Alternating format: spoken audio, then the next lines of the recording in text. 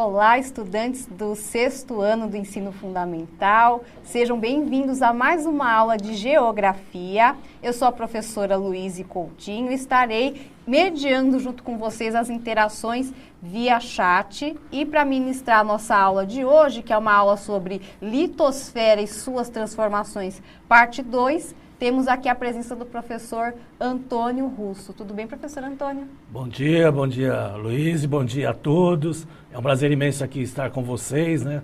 Depois de um bom tempo aí, né? Para voltar a trabalhar aqui com vocês do 6º ano do ensino fundamental, né? Dando essa aula da litosfera parte 2, vocês tiveram a parte 1 com a professora Milene, vocês vão ter aí a parte 2. Mas antes disso, né, nós vamos ver o que vamos trabalhar, né, professora? Exatamente, vamos ver o que a gente vai trabalhar na aula de hoje, conhecer a habilidade que trabalharemos, que vai aparecer na tela para vocês agora. Então, a nossa aula de hoje, ela vai trabalhar com a habilidade GE 16, que é descrever as camadas da litosfera e analisar os processos endógenos e exógenos na formação e modelagem do relevo terrestre. Unidade temática, conexões e escalas. E o objeto do conhecimento da nossa aula é relações entre os componentes físico-naturais. Então, a gente vai começar aí a nossa aula com uma retomada que vai aparecer aí na tela e o professor Antônio vai fazer conosco. Isso, exatamente. Vocês estão aí observando, né? Vocês já tiveram isso aí na aula anterior com a professora Milene, como eu citei para vocês, mas vamos fazer uma retomada, né, das principais características aí da imagem. Então nós temos aí, vendo aí a esfera terrestre, né, separada aí por uma fatia, né? E nós temos duas camadas aí. Nós temos a camada externa, né, que pertence aí à atmosfera, que é a troposfera, a estratosfera, né? A troposfera é a camada mais próxima aí da crosta terrestre, né? Encontra-se aí, nós nos encontramos nessa área, né, que ela tem em torno de 17 quilômetros de altura, né, mais ou menos. Tem a estratosfera, a mesosfera, a termosfera e a exosfera. A exosfera tem essa denominação porque é uma parte mais externa da camada da atmosfera. Mas o que nós retratamos aí é a questão interna, né? Então nós vamos observar o quê? A crosta, né, que é a parte mais fina dessa camada que nós temos aí, né, que tem mais ou menos aí em torno aí de 30 a 50 quilômetros de profundidade. Tem o manto superior, né, que é o manto na qual fica localizada aí as placas tectônicas. Tem o manto, que também pode ser chamado de manto inferior. O núcleo externo, que até aí entre a crosta e o núcleo externo, nós temos, né, o magma, que é uma região mais pastosa. E, para finalizar, nós temos aí o núcleo interno, que, para muita gente não sabe, é a parte sólida, né, por causa da pressão que é exercida nessa região e também pelo fato, né, de que ela tem bastante ferro, né, então essa camada aí é bastante sólida. Então nós temos aí a litosfera, vocês viram também a questão da modelagem do relevo, né, através do processo erosivo, as camadas da Terra e as placas tectônicas, ok? Então essa é a parte que vocês viram aí na primeira parte que a professora Milene acabou passando para vocês. E nós vamos ver aqui a modelagem, tá? Nós vamos ver aí os agentes internos e externos, né, que fazem a modelagem. Quando a gente fala de modelagem, né, a formação que com o passar do tempo, depois de milhares e milhares de anos, né, tanto os agentes internos como os agentes externos fazem da nossa superfície terrestre. Então vamos observar aí a próxima tela. O que nós estamos vendo aí? Nós estamos vendo o nosso planeta, né, na parte de si, né, na parte alta aí, né? Então nós temos aí os agentes internos, né, os agentes internos também chamados de endógenos, né? O endógenos é uma palavra grega, né, professora? Assim, vendo, é uma etimologia grega, né? Exatamente. Então, muitas palavras, até pela questão de todo o conhecimento científico e filosófico que a Grécia desenvolveu, então muitas palavras aí vêm do mundo grego, né? Vocês estudaram já com a professora Janaína a civilização grega e viram bem essa questão da intelectualidade, da ciência que os gregos privilegiavam. Exatamente. Então, que nem a questão da etimologia da parte do endo, né, por exemplo, que tem a ver com dentro, né? Então, por isso que fala endógenos. Então, toda vez que lembrarem dessa questão de tectonismo, abalos sísmicos, vulcanismos, né, os terremotos, tem a ver com o processo endógenos, que também é chamado aí de agentes internos. E nós temos os agentes externos, que são chamados de exógenos. Então a palavra exo tem a ver com fatores externos, fatores de fora. Então é simples entender, né? Endógenos, interno. Exógenos, exterior. Simples de entender, né? Então não tem essa dificuldade toda.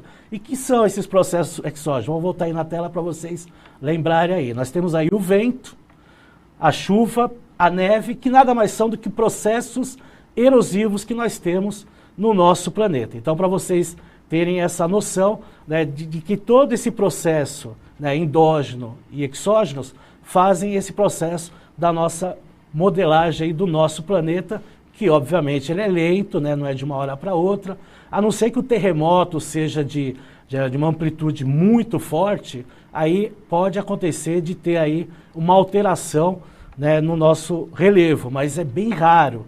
Né? Pelo que eu me lembro, aconteceu, né, há um tempo atrás na China, né, que o terremoto foi tão forte que até modificou aí o relevo de uma região lá da China, mas foi há um bom tempo atrás. Né? Então isso aí é um processo lento, gradual, né, e que acontece aí em todas as partes do planeta. E falo isso para vocês porque na próxima tela vocês vão ver as placas tectônicas. E vocês vão ver que são diversos tipos de placas de diversos tamanhos. Né? Então nós temos aí as placas, são mais ou menos em torno aí de 52 placas tectônicas. Né? Nós temos aí 14 placas que são de grande porte, como por exemplo a placa do Pacífico, a placa norte-americana, a própria placa sul-americana, né, que o Brasil está aí, né, no seu interior. E tem placas menores, como a placa de Nazca, nós temos aí a placa Scotia, que está mais ao sul aí da nossa placa. Então são outras placas, então nós temos aí 52 placas tectônicas. A nossa é a placa sul-americana, então vocês estão vendo aí uma setinha amarela indicando essa placa. E aí a gente observa que o Brasil, né, está praticamente no centro dessa placa.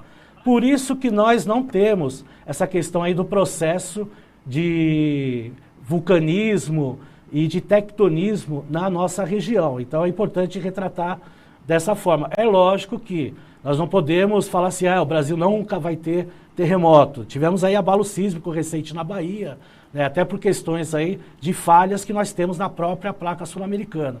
Sabe, professor, que eu era meio cético com essa questão de terremoto no Brasil, né? Até uns 15 anos atrás, falava até para os alunos, não tem terremoto no Brasil. Imagina, nós estamos no meio da placa, isso nunca vai acontecer.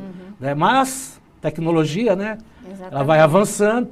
E aí, o que a gente observou? Comecei a ler, né, e vi que tinha estudos em Minas Gerais que mostravam que haviam falhas no interior do solo de Minas, que, por coincidência, na fronteira com a Bahia.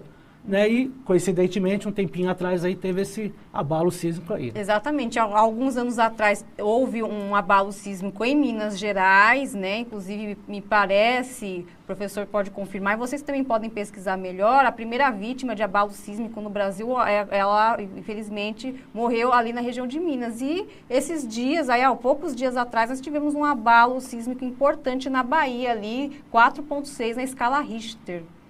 Né? Então, a gente tem que começar a rever mesmo essas coisas, né? Com a tecnologia, como o professor disse, a gente tem mais condições de analisar o solo, analisar essas falhas, né?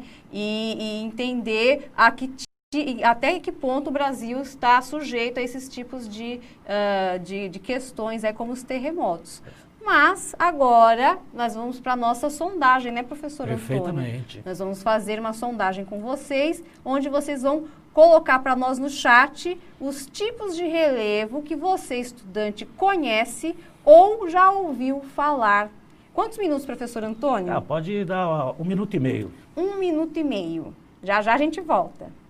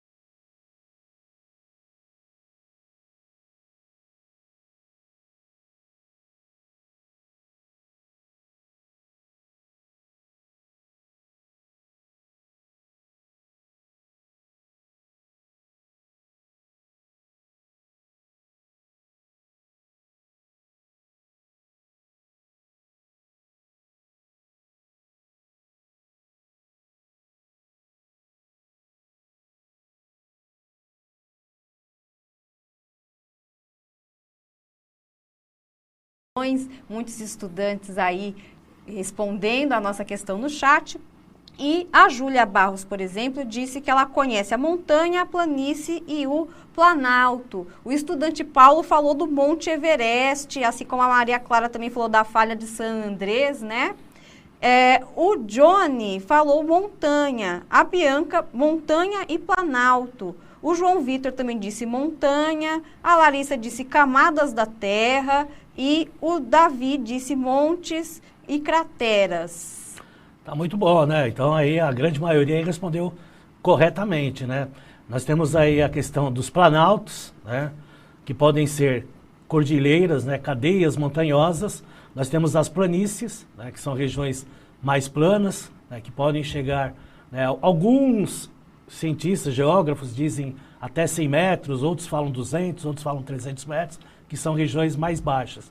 Né? Nós temos as depressões, que são regiões abaixo aí, né, do nível do mar, né, que são regiões que têm rios, lagos, né, nos vales nós encontramos bastante depressões, né, no próprio mar a gente encontra aí as depressões. Então são os tipos aí de situações de relevo externo que nós temos.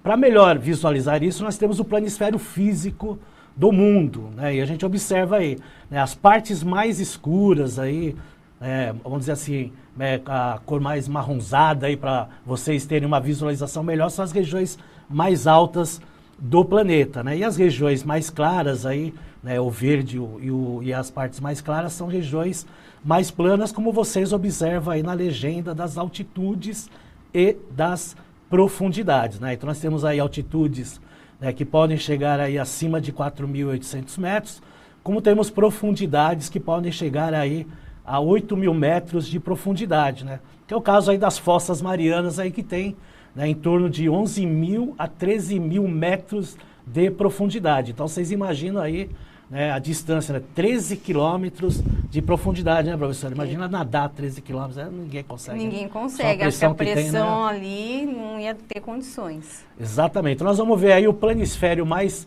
próximo aí, né? Da região, por exemplo, da Europa. Então vamos dar uma observada aí, o planisfério físico da região da Europa. O que a gente observa aí?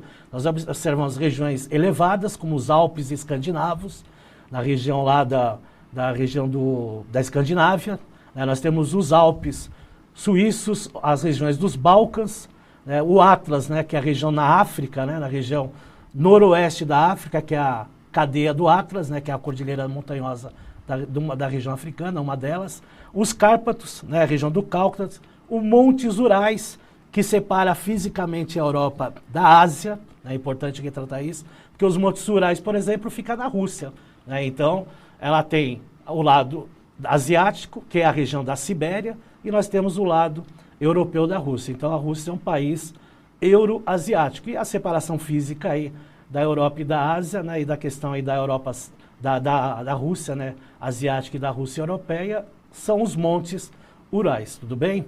Nós temos uma outra imagem aí, mostrando aí o planisfério da América do Sul, tá? Então nós temos aí, né, acompanhando a imagem, nós temos aí a Cordilheira dos Andes, tá? E a planície amazônica aí como destaque que vocês estão observando, né? Então a região amazônica, ela é uma grande planície. Vocês observam lá que na região amazônica nós temos a região mais alta do Brasil, que é o Pico da Neblina, que tem aí 2.995 metros, né? Essa medida exata é de 2.995,30, né, segundo dados do IBGE de 2015. Tá? Então vocês observaram aí também, né, a região da Europa, vocês viram a região, né, mais destacada da América do Sul, e a gente viu que em todas as regiões do planeta, em todos os continentes, nós vamos ter planaltos, regiões mais elevadas, planícies, regiões mais baixas, e depressões, que são regiões abaixo do nível do mar, né, principalmente nas regiões continentais. Então é importante retratar isso. E para ver se vocês entenderam, nós vamos ter mais uma atividade, né, professora? Exatamente. Vai aparecer aí na tela para vocês um mapa que o professor acabou de apresentar juntamente com algumas questões para vocês responderem aí no chat para nós. Então, observem, estudantes, o recorte do mapa do planisfério físico e responda. Questão A. Quais relevos é possível identificar? E B, qual o nome da cordilheira presente na América do Sul? Sua formação está associada a movimentos tectônicos? Só lembrando, estudantes, que é uma questão A e uma questão B, não é alternativa. Então, são duas respostas que vocês vão apontar para a gente no chat. Quantos minutos, professor Antônio? Por ser duas, pode dar 3 minutos para eles ficarem bem tranquilos respondendo. Então, para responder com tranquilidade, em 3 minutos a gente volta.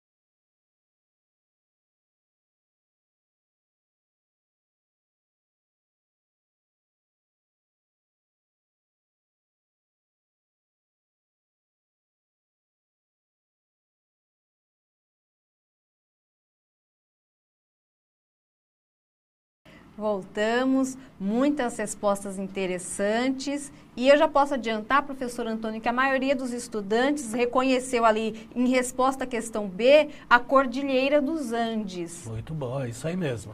Na realidade, né, respondendo a vamos aí observar o mapa aí novamente na atividade, né, quais relevos são possíveis de identificar no mapa, nós vamos ver, obviamente, as planícies, os planaltos, né, principalmente as planícies e planaltos, mas né, destacando aí, como foi destacado aí no chat, a Cordilheira dos Andes, e não esquecer aí da planície amazônica, né, que também aí está bem destacada aí no mapa de vocês, inclusive colocando o Pico da Neblina aí de 2.995 metros.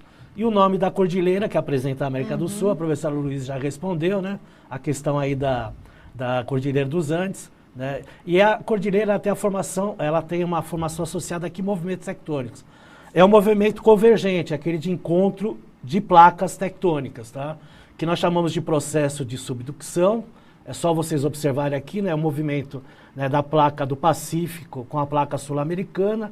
Ela faz esse movimento, né? E a cordilheira acabou se elevando, tá? Então ela está... Só que assim, a cordilheira até hoje, né, não se comprova se ela continua se elevando. Por exemplo, a cordilheira do Himalaia, ela continua se elevando, né? Porque a placa índica, ela está indo abaixo da placa asiática, né? E ela está fazendo com que a cordilheira do Himalaia cresça aí alguns milímetros por ano. Na cordilheira dos Andes, o processo é de deslizamento, uma em cima da outra, né? Então ela não tem esse processo, né, como eu estou mostrando para vocês. Então por isso a elevação da cordilheira dos Andes. Então essa formação do movimento da placa, nós chamamos de movimento de convergência, é quando uma placa se encontra a outra. Se fosse divergente, é o afastamento. O transformante é o deslizamento de uma placa entre a outra, né? Teve um aluno que falou da falha de San Andreas, né? Isso. A falha de San Andreas é né, aquele movimento deslizante de uma placa raspando na outra, tá certo? Só para vocês terem essa ideia aí. Vamos ver aí no próxima tela o compartimento de relevo. Tá? O compartimento de relevo é a concentração dos relevos em algumas regiões. Nós temos aí o mapa do Brasil, tá? E aí nós temos aí as planícies em amarelo, né, as depressões aí numa cor lilá claro, né, os patamares, né, nós temos os tabuleiros, regiões, né, um pouquinho mais elevadas aí, que é a parte verde clara, a chapada, né, em azul, que tem mais na região central, né, Minas Gerais, Bahia, na região centro-oeste, os planaltos, vejam aí que no mapa do Brasil há muitos destaques aí de planaltos, e as serras, principalmente, né, o conjunto de serras aí, que tem a Serra do Mar no litoral, né, do sul e do sudeste, né, que também temos aí na parte da região nordeste. Tá? Então nós temos aí esse compartimento de relevo que são características do relevo brasileiro. Tá? Então vamos ver se vocês prestaram atenção nessa parte e aí vocês vão ter mais uma atividade aí para responder. Exatamente. Então, mais uma vez, analisando o mapa que o professor Antônio apresentou para nós, vocês vão responder a seguinte pergunta.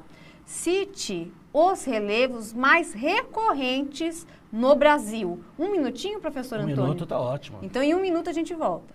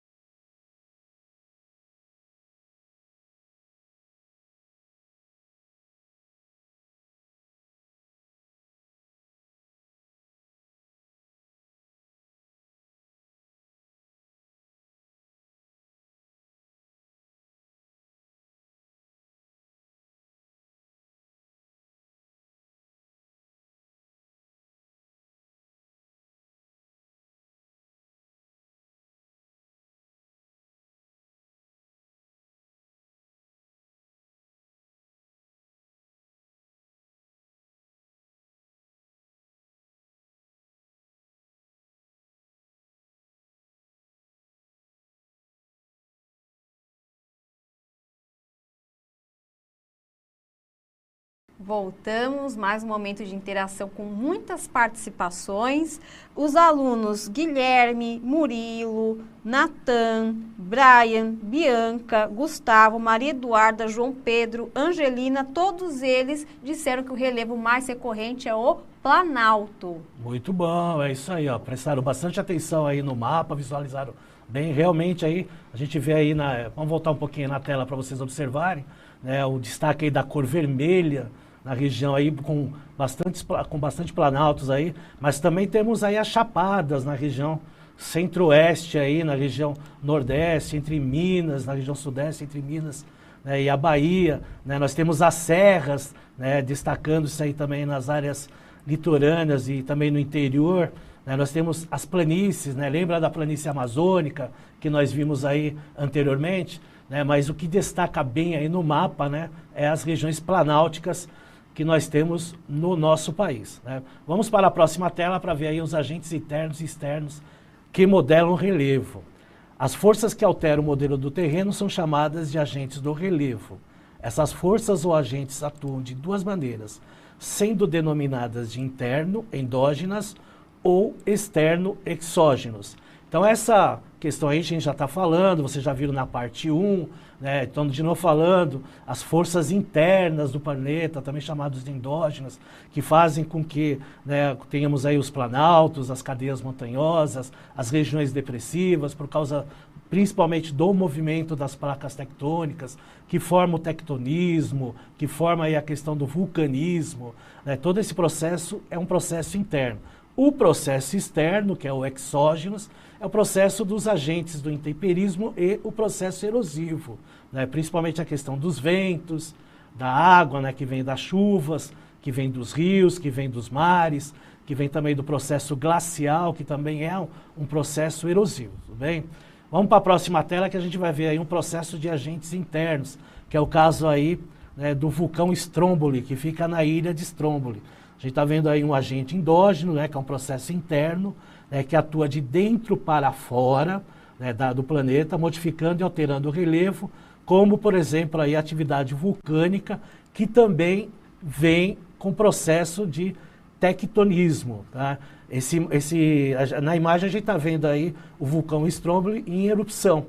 Né? A gente, quando fala em erupção, necessariamente não precisa, né, soltar, né, a lava. Só o monóxido aí que está soltando, né, as cinzas e a fumaça que aparece na imagem já mostra que ele está em erupção. Tá? Se soltar o magma e a lava, aí todo mundo tem que sair correndo aí, porque pode virar estátua, né? Que é em Pompeia, né, professor? Igual em Pompeia, exatamente, né? Tanto que as pessoas ali em Pompeia, elas morreram não só em função da lava mesmo que invadiu a cidade, mas também da fumaça e dos gases, né? E aí, conforme aquela fuligem que veio do vulcão cobriu toda a cidade, as pessoas ficaram meio que petrificadas ali. Tanto que até hoje eles conseguiram fazer moldes de gesso do formato do corpo das pessoas e dos animais que morreram, muitos em movimento ou caídos no chão. É bem impactante.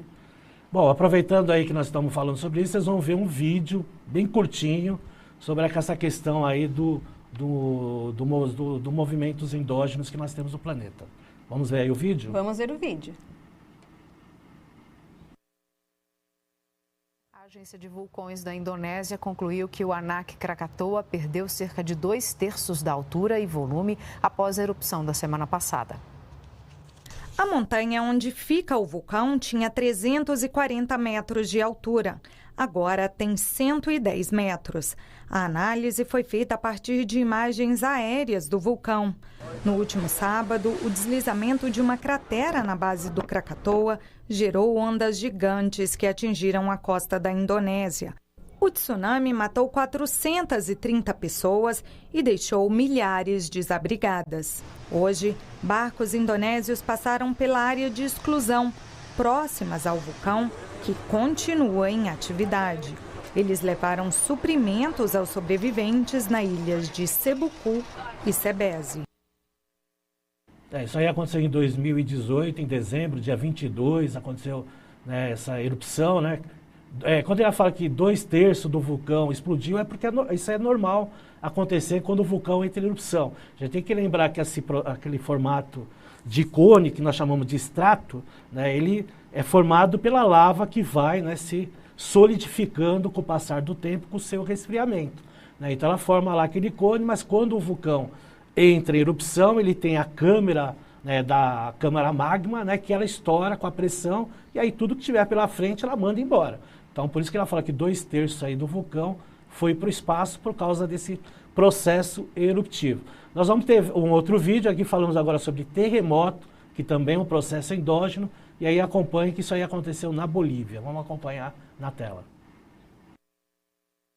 Um terremoto na Bolívia provocou tremores em 5 estados aqui no Brasil.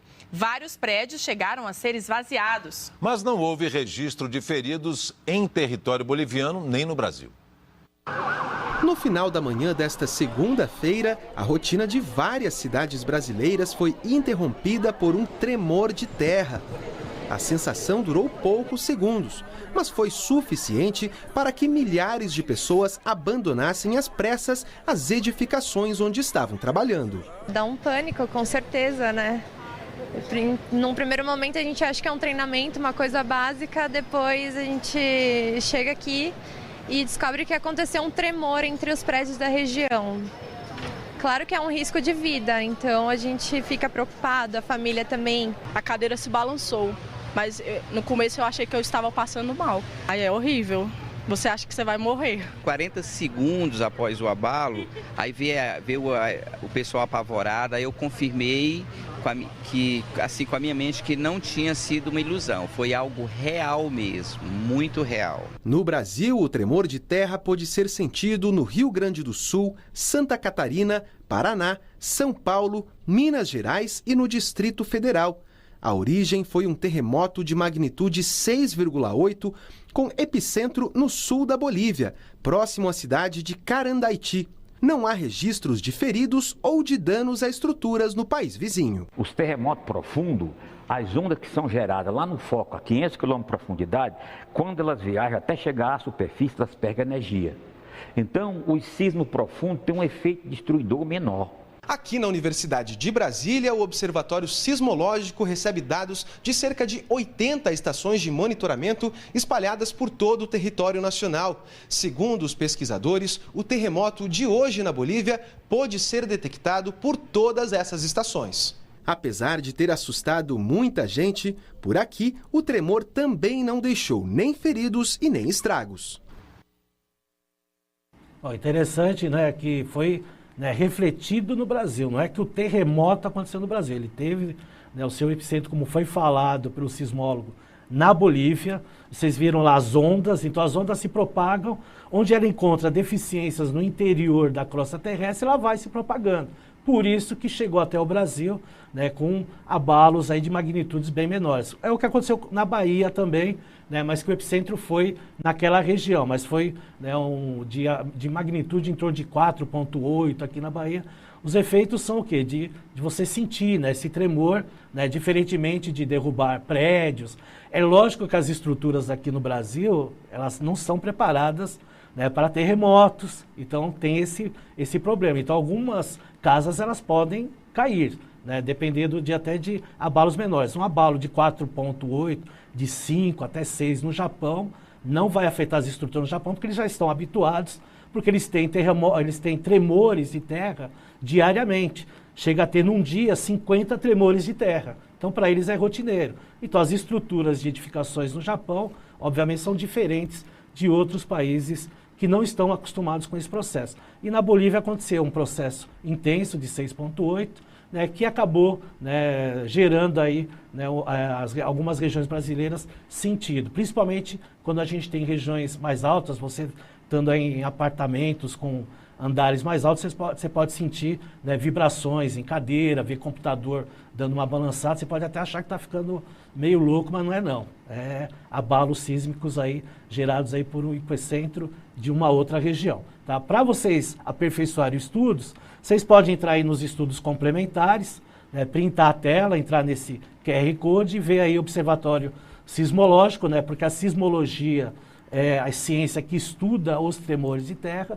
Então vocês printaram essa tela, e aí vocês podem entrar e observar mais aí esse estudo de sismologia que é feito.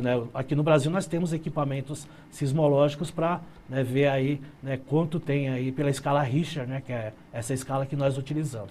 Vamos ver aí os agentes internos e externos que modelam o relevo novamente. Agora nós vamos ver os agentes externos, que são os exógenos. Eles modelam o relevo no nosso planeta na parte exterior.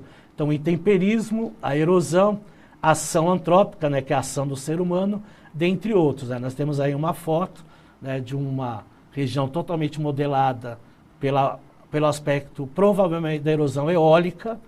Se fosse uma erosão de água, ele teria riscos nesse movimento. Então, é o Vale de Utah, nos Estados Unidos. Tá? Vamos fazer uma outra atividade aí, professor? Vamos fazer uma atividade, mais um momento de interação aí para vocês que vai aparecer na tela agora. Qual a diferença, estudantes, entre processos endógenos e exógenos na formação e modelagem do relevo terrestre? Um minutinho, professor? Tá ótimo, um minuto tá ótimo. Então, em um minuto a gente volta.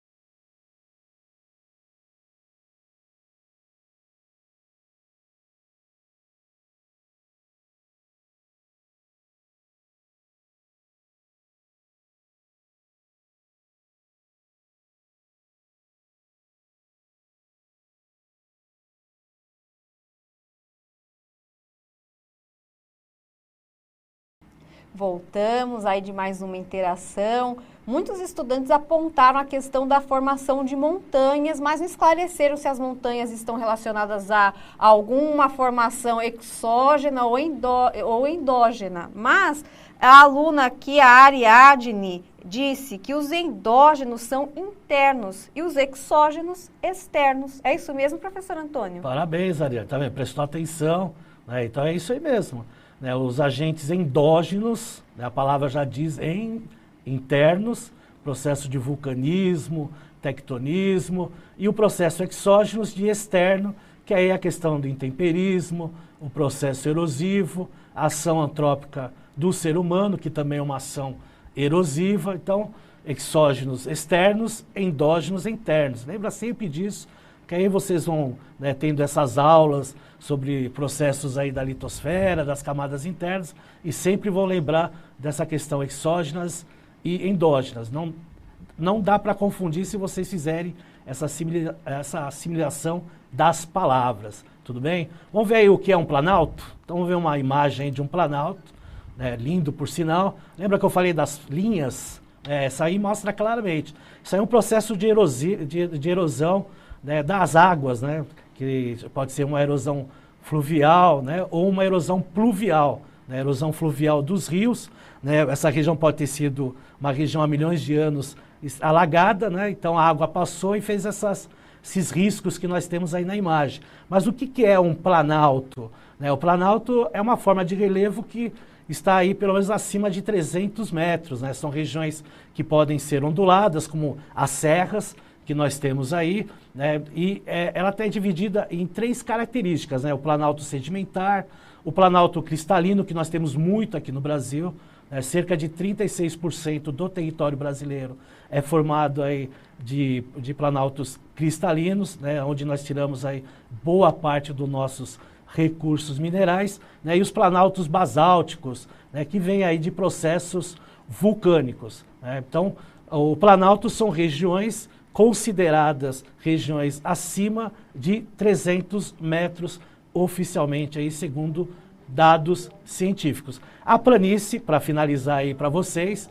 são regiões mais planas, né, geralmente baixas, fundos de vales, né, que nós denominamos de planície costeira, planície fluvial ou planície lacustre. Tá? A planície costeira é formada aí nos oceanos, a planície lacustre mais pelos rios. Tá? Então, planalto e planície são o que a gente vê mais no planeta. Vamos aí para uma atividade complementar, printem a tela, para vocês fazerem essa atividade complementar posteriormente. Tá? Então, vocês printando a tela, depois vocês fazem aí. Quiserem mandar essa atividade, fugiu aí a palavra, vocês podem mandar, né, para o site do hashtag GEL no Centro de Mídias, né, que a professora Milene sempre fala para vocês. E para saber mais, para finalizar, printe a tela, o Manual Técnico em Geomorfologia, para vocês estarem sabendo mais sobre isso. Né? Então a tela aí rapidinho é do hashtag GEL no Centro de Mídias, para finalizar para vocês. Né? E aí nós terminamos essa aula. Não esqueçam de avaliar essa aula, né? Printem também essa tela, para vocês estarem avaliando nessa aula de hoje, tá ok? Um abraço forte, né? Até mais, até a próxima aula. Obrigado, professora Luiz. Eu que agradeço. Tchau, tchau.